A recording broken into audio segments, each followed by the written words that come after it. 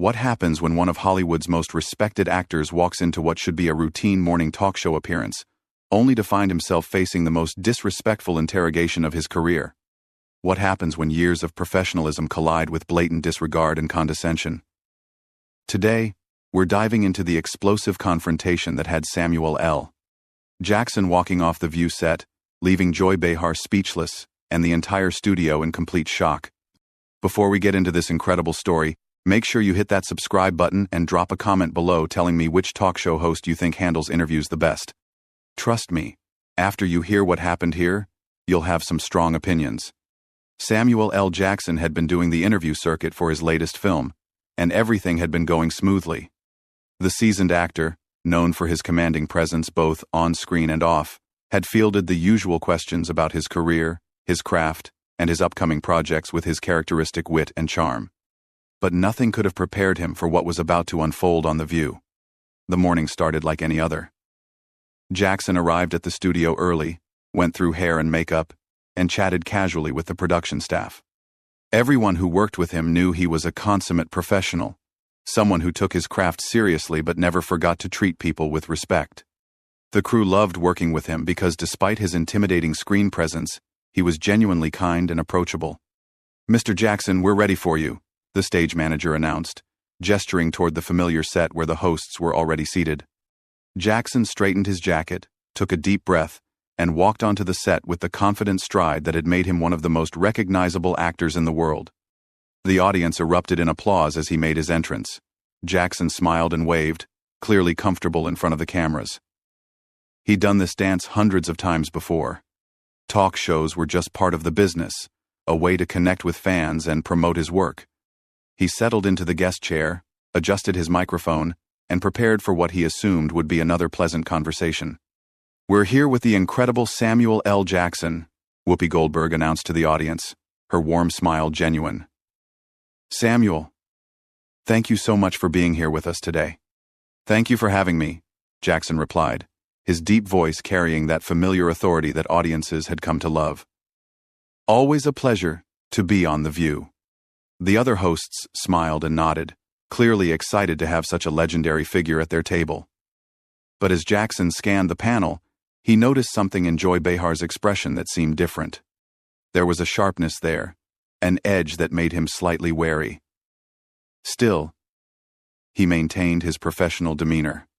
"So let's talk about your new film," Sunny Hostin began, leaning forward with genuine interest. "You've been in the business for decades now.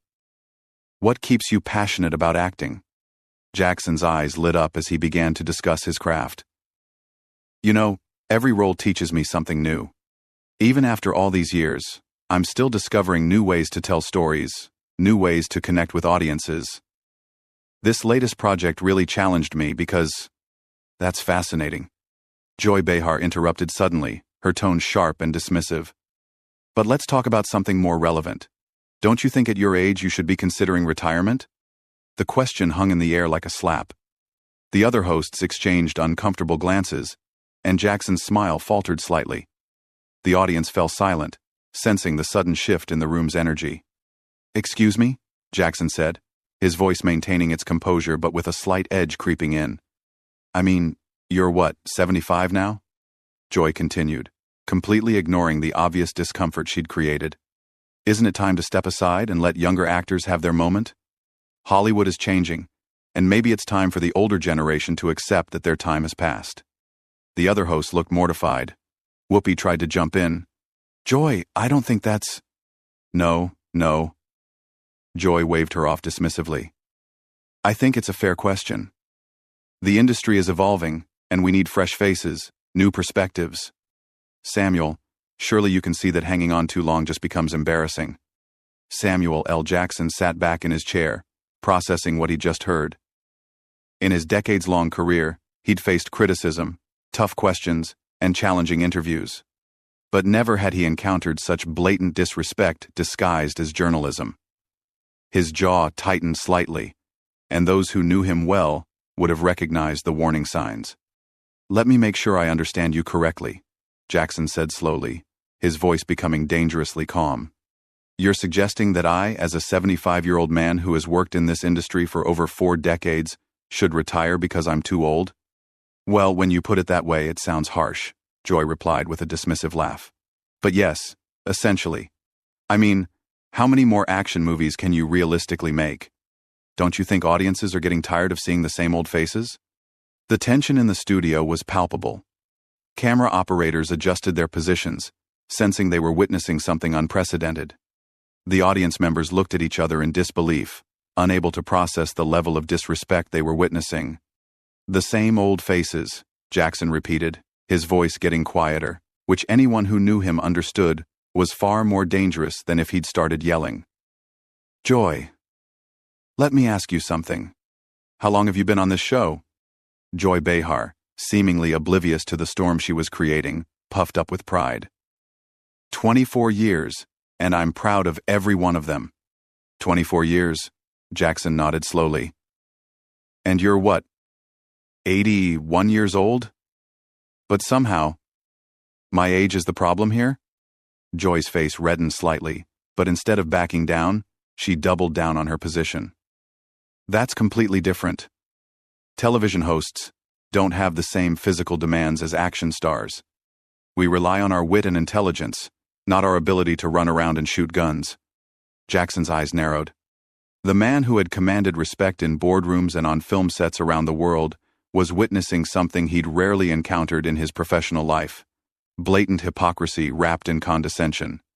So you're saying that what I do requires no intelligence, no wit, no craft? Jackson asked, his voice still eerily calm. That I'm just some old man running around shooting guns? The other hosts were desperately trying to signal to Joy to stop, but she was too caught up in her own perceived cleverness to notice. Well, let's be honest about what action movies are, Samuel. They're not exactly Shakespeare, are they? That was the moment everyone in the studio knew Joy Behar had crossed a line from which there was no return. Samuel L. Jackson leaned forward in his chair, and for the first time since the interview began, his famous intensity wasn't an act. The man who had brought characters like Jules Winfield and Nick Fury to life was about to deliver a performance that none of the hosts would ever forget. Not Shakespeare? Jackson repeated, his voice dropping to that low, measured tone that had made him famous. Joy, let me educate you about something, since you seem to think you know so much about my profession. Joy Behar, still completely oblivious to the gravity of the situation, smirked. Oh, please, enlighten me. I've performed Shakespeare, Jackson said, each word deliberate and precise. I've done Othello, King Lear, and Macbeth on Broadway. I studied at Morehouse College and earned my degree in dramatic arts. I spent years in theater before I ever stepped foot on a movie set, but you wouldn't know that, would you? The smirk began to fade from Joy's face, but she wasn't done digging her hole deeper. Well, that's ancient history. What have you done lately that requires any real acting skill? The other hosts looked like they wanted to disappear into their chairs. Whoopi Goldberg, herself an accomplished actress, was visibly cringing at her colleagues' behavior. Sarah Haynes had her head in her hands, and Sunny Hostin was frantically trying to get the attention of the producers off stage. Ancient history. Jackson nodded, his voice growing more dangerous with each passing second. So, my Tony Award nomination means nothing? My Academy Award nomination means nothing? The fact that I've worked with directors like Spike Lee, Quentin Tarantino, and Martin Scorsese means nothing because Joy Behar has decided my career is irrelevant? Look, I'm not trying to diminish your past achievements, Joy said, though her tone suggested exactly that. I'm just saying that maybe it's time to be realistic about your current place in Hollywood. Jackson stood up suddenly, his full height making him an imposing figure over the seated panel. The studio fell completely silent except for the hum of the cameras. My current place in Hollywood? Joy, let me tell you about my current place in Hollywood. He began pacing behind his chair, his movements controlled but filled with barely contained energy. Last year, I was in 3 films that collectively grossed over $800 million worldwide. This year, I have 4 projects in various stages of production. Directors are calling me, not the other way around. Studios are writing roles specifically for me. But according to you, I should step aside. Joy tried to interrupt, but Jackson held up a hand that commanded silence with an authority she'd never possessed. No. You wanted to have this conversation. So let's have it. You want to talk about being realistic? Let's talk about the reality that you've been on this show for 24 years, and in all that time, what exactly have you contributed to the world of entertainment besides divisive comments and manufactured controversy? The audience was completely captivated. They'd come expecting a typical morning show interview, and instead were witnessing one of the most powerful actors of his generation, dismantling a talk show host with surgical precision. "I've been a voice for important issues," Joy protested weakly. "A voice for important issues?" Jackson repeated mockingly. "Like telling a working actor that he should retire because you've decided he's too old? Like dismissing decades of craft and commitment because you think you know better? That's your important contribution?" Whoopi finally found her voice. "Samuel, maybe we should take a breath and—" "No, Whoopi," Jackson said, turning to face her directly. "I respect you. You're a talented actress, comedian, and host. You've earned your place at this table through decades of hard work and genuine talent. But this," he gestured toward Joy, "this is exactly what's wrong with media today." He turned back to Joy, who was now looking decidedly uncomfortable for the first time in the interview. "You sit behind this desk every morning and pass judgment on people whose shoes you couldn't walk in for 5 minutes. You make pronouncements about industries you've never worked in, about crafts you've never studied, about people whose accomplishments dwarf anything you've ever achieved." "Now wait just a minute," Joy tried to regain her composure. "I've been in entertainment longer than you have. I was doing stand-up comedy when you were still—" "When I was still what?" Jackson challenged. "When I was still struggling with addiction and pulling my life together? When I was still fighting for every role I could get? When I was still proving myself every single day instead of sitting comfortably behind a desk making ignorant comments about people who are still out there doing the work?" The personal revelation hung in the air. Jackson had rarely spoken publicly about his past struggles, and the fact that he was bringing them up now showed just how deeply Joy's comments had affected him. "You want to know the difference between us, Joy?" Jackson continued, his voice now filled with a cold fury that was somehow more intimidating than if he'd been shouting. "I've spent 50 years perfecting my craft. I've studied under the best teachers, worked with the most talented directors, and challenged myself with every single role. You've spent 24 years reading cue cards and giving your opinion on things you don't understand." Joy's face was now bright red, and she was clearly flustered. "You can't talk to me like that. This is my show." "Your show?" Jackson laughed, but there was no humor in it. "This is The View, not the Joy Behar show. And even if it were, that wouldn't give you the right to be disrespectful to your guests. But here's the thing that really bothers me about people like you." He leaned forward, placing his hands on the desk and looking directly into Joy's eyes. "You think that because you have a platform, you have wisdom. You think that because you have a microphone, your opinions matter more than anyone else's. You've confused having a job with having authority." The studio was so quiet that the sound of the air conditioning was audible. Even the camera operators seemed to be holding their breath, recognizing that they were witnessing something extraordinary. "Let me tell you what real authority looks like," Jackson continued, straightening up to his full height again. "Real authority comes from mastering your craft. It comes from decades of continuous learning, from taking risks, from failing and getting back up and trying again. Real authority comes from earning the respect of your peers through excellence, not by tearing down others from behind a desk." Joy tried one more time to regain control of the situation. "I think you're being overly sensitive. I was just asking legitimate questions about the industry."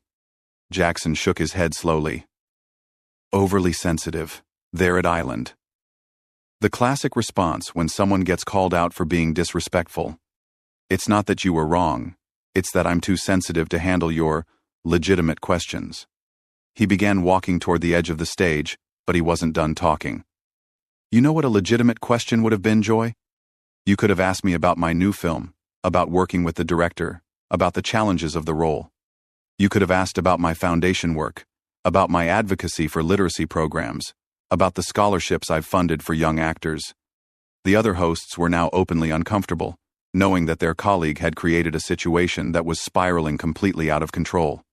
"But instead," Jackson continued, now standing at the edge of the stage, "you chose to question my right to continue working. You chose to dismiss my entire body of work as mindless action movies. You chose to suggest that I'm too old and irrelevant to deserve respect." Jackson turned back to face the panel one final time, his expression a mixture of disappointment and resolve. You know what the saddest part about this whole exchange is, Joy? It's that you represent everything that's wrong with how we treat people in this business and in this country. Joy, now visibly shaken but still trying to maintain some semblance of control, attempted to respond. I think you're making this into something much bigger than... Much bigger than what? Jackson interrupted, his voice rising for the first time. Much bigger than a talk show host telling a guest that he's too old to work? Much bigger than dismissing someone's life's work as meaningless? Much bigger than the kind of ageism that destroys careers and crushes spirits every single day? He walked back toward the desk, but this time his approach felt different, more final. Let me explain something to you about respect, since you clearly don't understand the concept. Respect isn't something you get automatically because you have a television show. Respect is something you earn through how you treat other people. Whoopi tried desperately to salvage the situation. Samuel, I think what Joy was trying to say was... No, Whoopi, Jackson said firmly but kindly. Don't make excuses for her.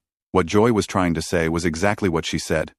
She thinks I'm too old, too irrelevant, and too past my prime to deserve basic human courtesy. Joy finally found her voice again, but her tone had lost all of its earlier smugness. That's not what I meant, and you know it. Jackson looked at her with something approaching pity. That's exactly what you meant. And the fact that you can't even own it now shows that you don't have the courage of your convictions. You want to insult people, but you don't want to face the consequences of your words. He pulled out his phone and held it up. You know what I'm going to do when I leave here? I'm going to call my agent and confirm the 3 film offers I have sitting on my desk. Then I'm going to call the director of my next project to discuss the character work we're doing. After that, I'm going to review the script for the Broadway play I'm considering for next year. Joy's face had gone from red to pale, and she was clearly struggling to find a response. But before I do any of that, Jackson continued, I'm going to do something that you apparently never learned how to do. I'm going to think carefully about how my words affect other people. Because unlike you, I understand that with a platform comes responsibility. He began removing his microphone, his movements deliberate and final. You see, Joy, the difference between us isn't age. It isn't even talent, though we both know how that comparison would end. The difference is character. The audience was completely silent, hanging on every word. Even the production crew had stopped moving, recognizing that they were witnessing something that would be talked about for years to come. You had the opportunity today to have a meaningful conversation with someone who has dedicated his life to his craft, Jackson said, carefully placing his microphone on the desk. You could have learned something. Your audience could have learned something. Instead, you chose to be small, petty, and disrespectful. Joy made one last desperate attempt to defend herself. I was just trying to have an honest conversation about the realities of Hollywood. Jackson stopped and looked at her with genuine disbelief. Honest? You want to talk about honesty? Here's some honesty for you. In my 50 years in this business, I've met thousands of people. Actors, directors, producers, writers, crew members.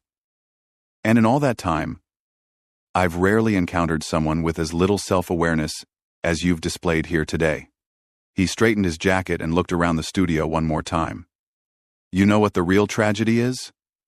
There are young actors watching this show right now who looked up to you. There are older performers who respected your longevity in the business, and you just showed all of them that success in television doesn't require wisdom, kindness, or even basic human decency. Sunny Hostin finally found her voice. Samuel, please, let's not end things like this. Jackson turned to her with a sad smile. Sunny, I'm not ending anything. I'm simply refusing to participate in it. There's a difference between having difficult conversations and being deliberately cruel. What happened here today was cruelty disguised as journalism. Joy tried one more time, her voice now noticeably smaller. Samuel, if I offended you, that wasn't my intention. If you offended me, Jackson repeated incredulously. Joy, let me be crystal clear about something. You didn't offend me. You revealed who you are, and that revelation has nothing to do with me and everything to do with you. He began walking toward the exit, but turned back for one final statement. You know what I find most disturbing about this entire exchange? It's not that you think I'm too old to work. Plenty of people have opinions about age in Hollywood, and that's a legitimate discussion to have. What disturbs me is the glee with which you delivered those opinions. The studio was so quiet that every footstep echoed as he moved closer to the exit. You enjoyed trying to diminish me. You took pleasure in attempting to make me feel small. And that tells me everything I need to know about your character. Joy was now visibly upset, but Jackson wasn't finished.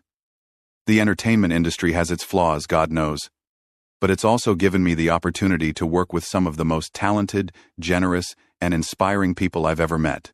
People who lift each other up instead of tearing each other down. People who understand that success is sweeter when it's shared. He paused at the edge of the stage and looked back at the panel. I hope someday you learn the difference between being provocative and being cruel. I hope you learn that asking tough questions and being disrespectful aren't the same thing. And I hope you learn that the power that comes with a platform should be used to elevate people, not diminish them. With that, Samuel L. Jackson walked off the View stage, leaving behind a stunned studio audience and a panel of hosts who knew they had just witnessed something unprecedented. Joy Behar sat in her chair, speechless for perhaps the first time in her career, while the other hosts struggled to find words to fill the uncomfortable silence. The cameras continued rolling, capturing every second of the aftermath.